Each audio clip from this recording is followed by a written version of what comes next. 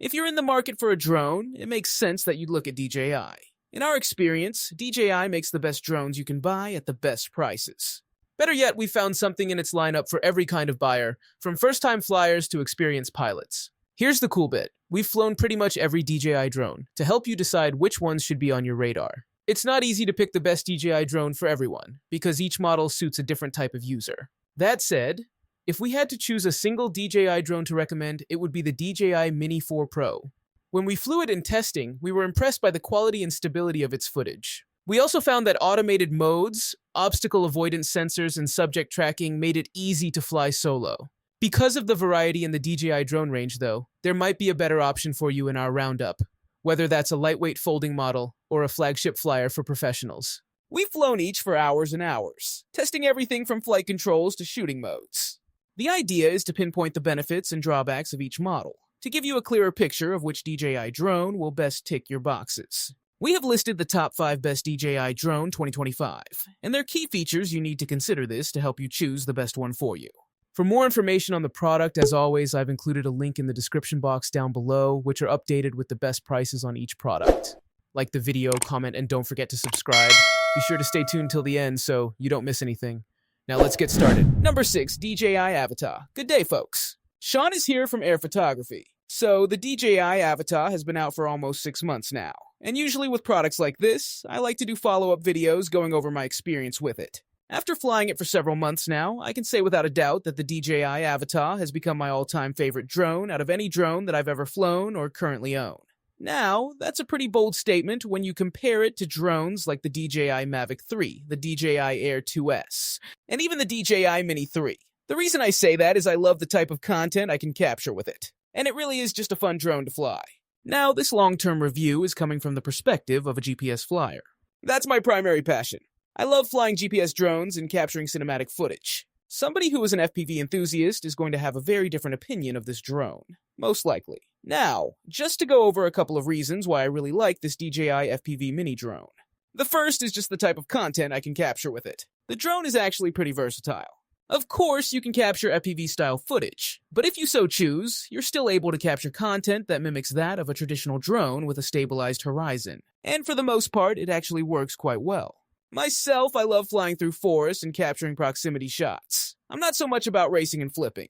Of course, I do like to fly fast from time to time, but really going through small openings and just getting some nice dramatic shots is what I really like about the DJI Avatar. And the DJI Avatar is the perfect choice for capturing that style of content. I never really felt comfortable capturing that style of content with something like a Mavic 3 or the Mini 3, just for the fact that if you happen to clip a branch or a leaf, sometimes that's just enough to make the drone fall to the ground, and chances are it's going to be damaged. Number 5.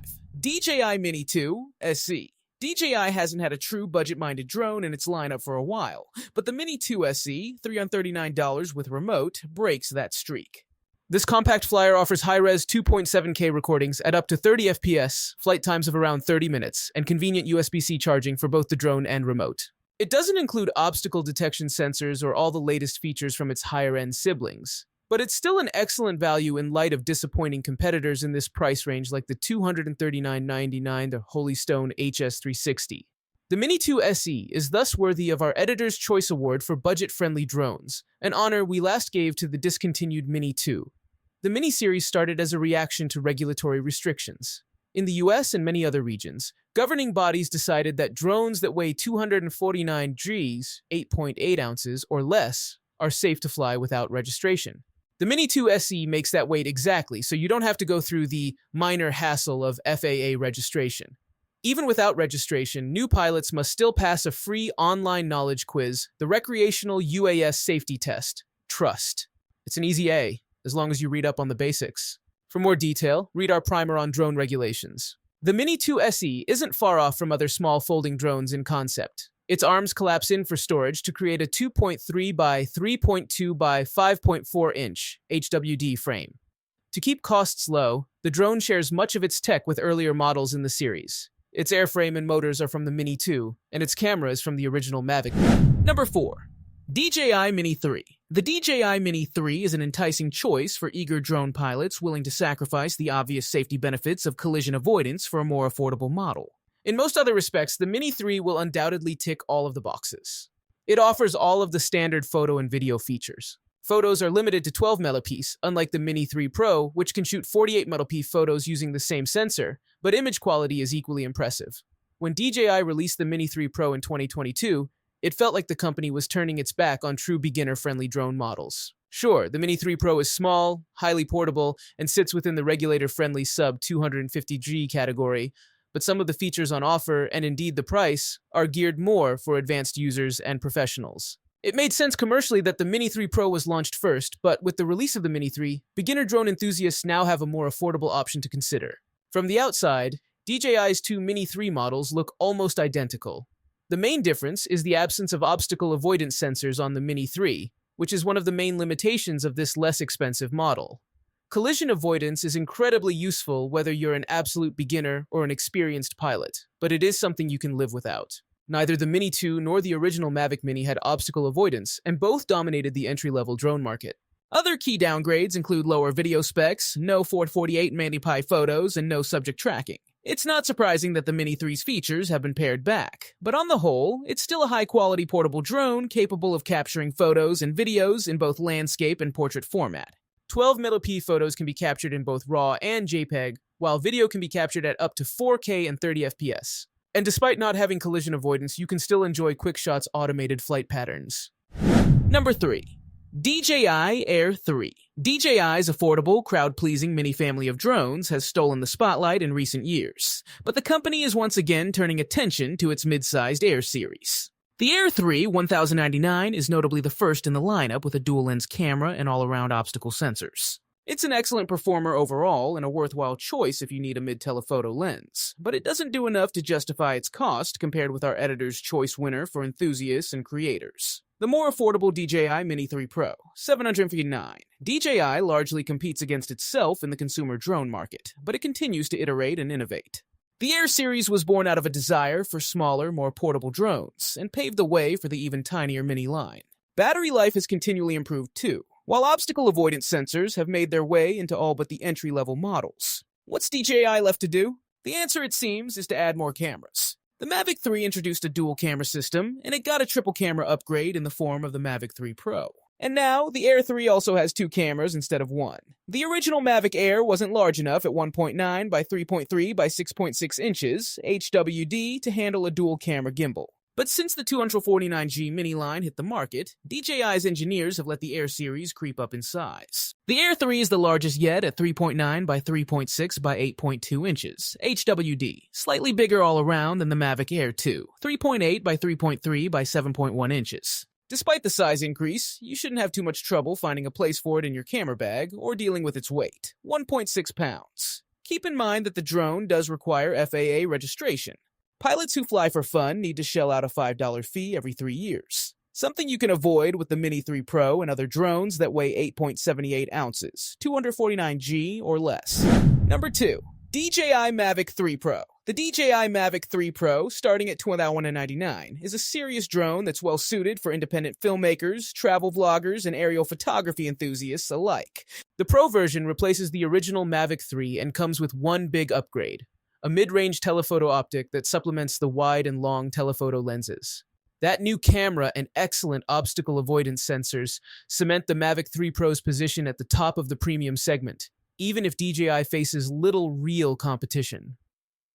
For the Mavic 3 Pro, DJI upgraded the camera module with a third sensor and lens, but didn't make any other tech changes compared with the original Mavic 3.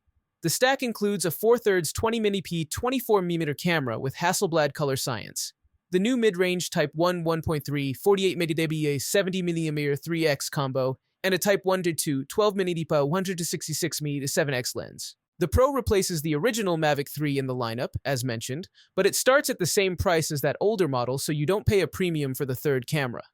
The new mid-zoom camera makes far fewer image quality concessions than the 166mm lens, so it's a better bet for serious creative work.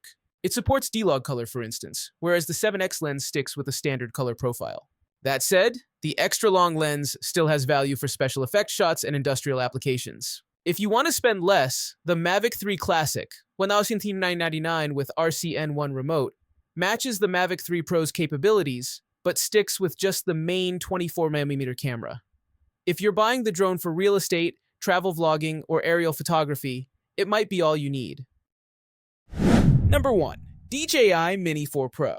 With the launch of the Mini 4 Pro, DJI has nailed the recipe for producing premium-level ultralight drones. It comes just 18 months after the superb Mini 3 Pro, but with significant tweaks to the image processing and obstacle avoidance tech, it's undeniably the one to beat. At under 250 grams in weight, it's free from many of the rules and regulations that apply to larger models.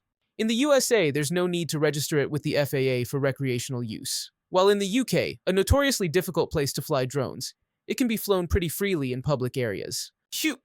Here in the UK, finding a sub-250-gram drone is critical for most amateur pilots. What's the point in me spending money on a high-performance camera drone like the DJI Mavic 3 895G or newer DJI Air 3 720G if I risk falling foul of the law every time it takes off? There's usually a big trade-off here, however, with the quality of the camera and safety features decreasing as the drone gets smaller and lighter. Thankfully, the Mini 4 Pro doesn't feel close to subpar in these areas, even if it doesn't quite hit the performance heights of its bigger brethren. With up to 34 minutes of flying time on a full charge, the DJI Mini 4 Pro has the same battery life as the Mini 3 Pro. I think it's a generous amount, even if the real-world airtime is closer to 25 minutes than 34.